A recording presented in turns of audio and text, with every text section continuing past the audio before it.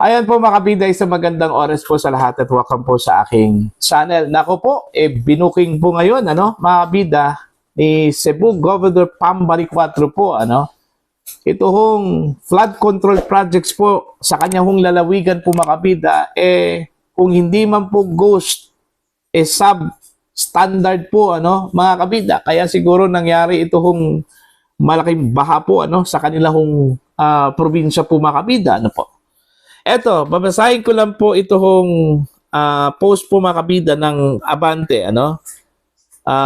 Kanila hong headline po dito mga kabida is 26 billion ghost flood control sa Cebu na booking. Kung maalala po ninyo mga kabida, yung unang news po patungkol ho sa flood control projects dyan po sa Cebu, kini-question po ni Governor Baricuatro, nasaan na po yung 26 billion pesos po na flood control projects.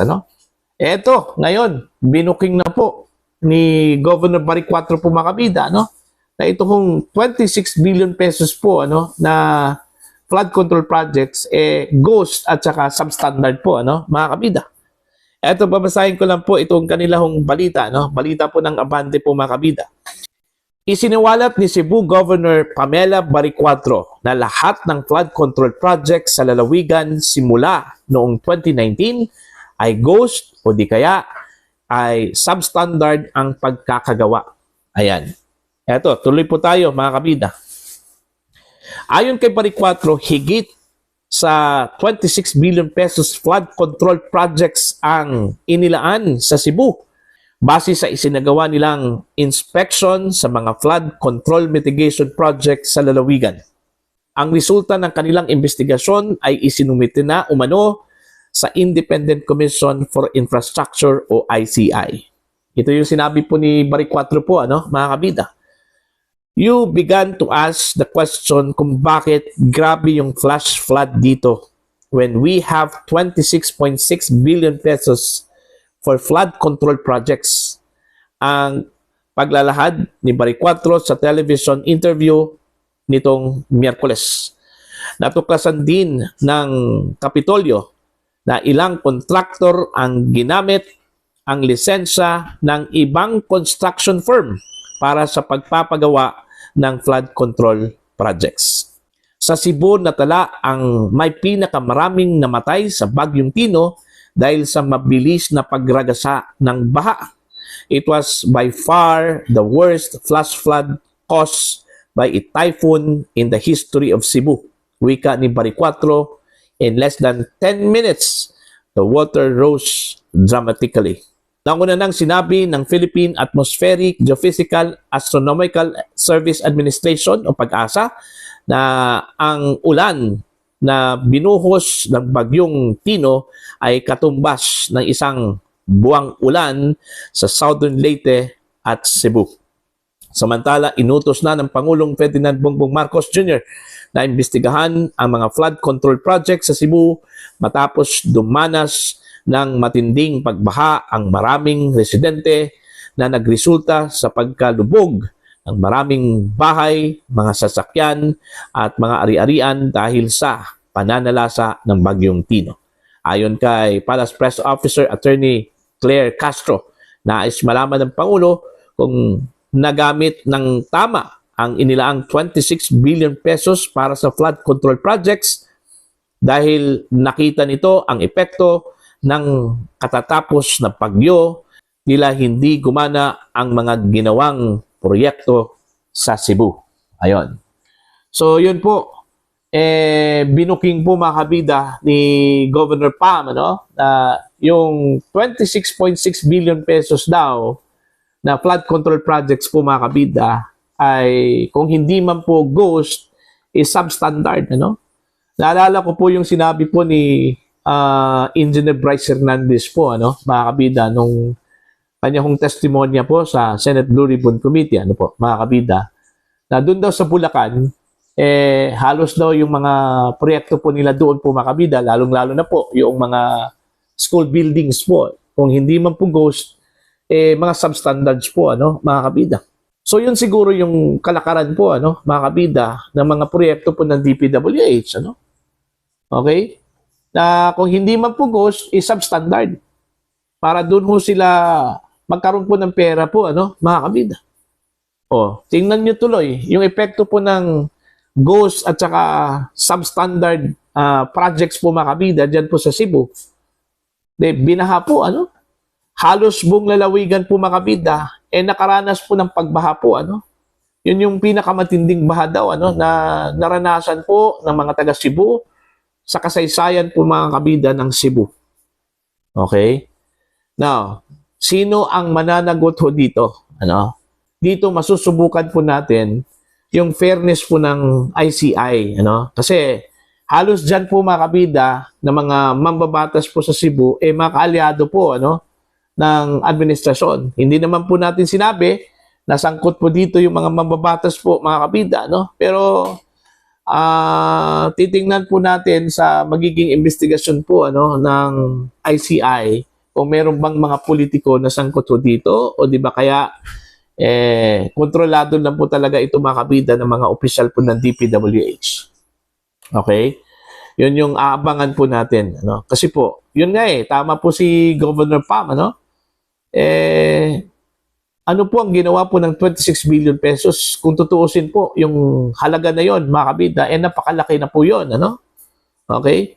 Marami na pong flood control projects ang pwede hong magawa po sa budget na yon, ano po, mga kabida.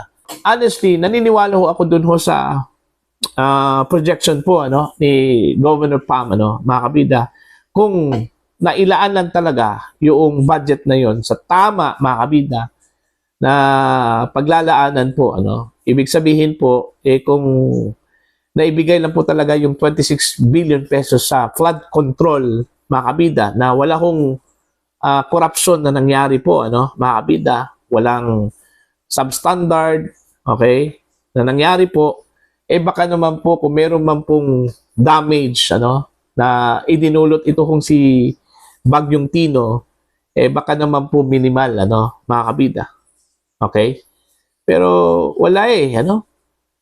Makikita mo mga kabida sa mga video, yung pagraragasa po mga kabida ng tubig, ano, baha. Doon po sa ilang bahagi po ng Cebu province po, ano, mga kabida, lalong-lalo na po yung mga badly hit na mga munisipyo, ano, katulad na lang po mga kabida ng Liloan, ano, Talisay, okay, ito hong Cebu city proper, okay, meron pong lugar po doon. In fact, half of Cebu City daw mga kabida apektado ho, lubog po sa baha, ano, mga kabida.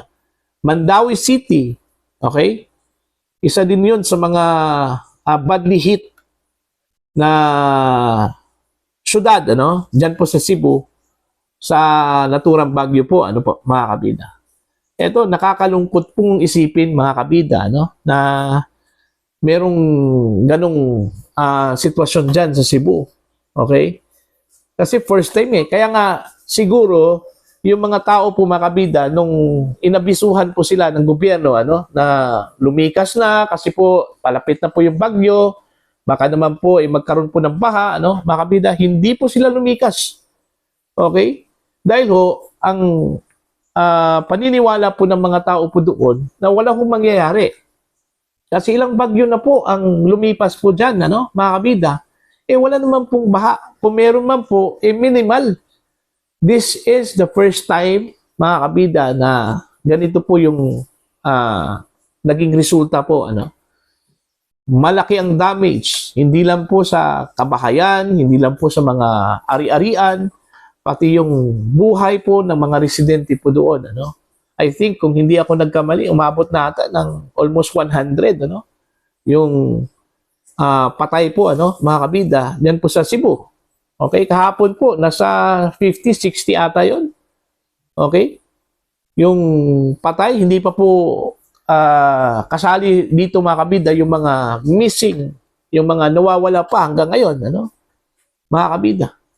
Diba? Nakakalungkot po.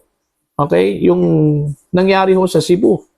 Okay? Thinking na isa po sa mga pinaka tanyag, ano, na syudad at saka lalawigan po, mga kabida. Number one, ano, in terms of Anong tawag po dito? Yaman, ang Cebu Province.